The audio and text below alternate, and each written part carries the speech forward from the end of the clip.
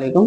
আমরা ইতিমধ্যে পূর্বের বেশ কিছু ভিডিওতে আলোচনা করেছি যে টেনিস এলবো যাদের এই সমস্যাটি হয়েছে, ল্যাটারাল এপিকন্ডাইলাইটিস এই সমস্যাটি হয়েছে, তারা কিভাবে ফিজিক্যালি এক্সামিনেশন করে দেখতে পারেন যে আসলে এই সমস্যাটি তার হয়েছে কিনা।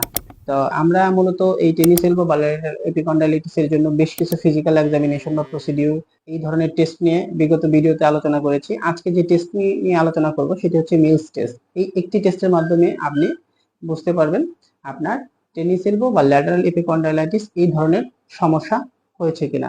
চলুন আমরা ফিজিক্যালি দেখি কিভাবে এই ধরনের টেস্ট করে আপনি নিজেই বুঝতে পারবেন যে আপনার টেনিস এলবো বা ল্যাটারাল এপিকন্ডাইলাইটিস এর এই ধরনের সমস্যা রয়েছে কিনা। আমাদের এই টেস্টটি করার জন্য যে মিলস টেস্টের কথা আমরা বললাম, যে আমাদের এই টেস্টটি করার জন্য পেশেন্টকে স্ট্যান্ডিং পজিশনে আসতে হবে এবং পেশেন্টকে স্ট্যান্ডিং পজিশনে এনে তারপরে আমরা এই প্রসিডিউরটি করব। চলুন আমরা আসলে দেখি কিভাবে করতে হয়।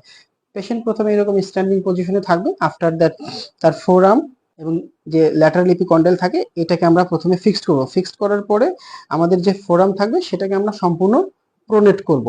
প্রোনেট করার পরে যে রিস্ট জয়েন্ট থাকবে সেই রিস্ট জয়েন্টটাকে আমরা ফ্লেক্স করব এবং ফ্লেক্স করার পরে আমরা এলবো জয়েন্টটাকে ফুললি এক্সটেন্ড করে দিব। ঠিক এরকম এক্সটেন্ড করে দিব।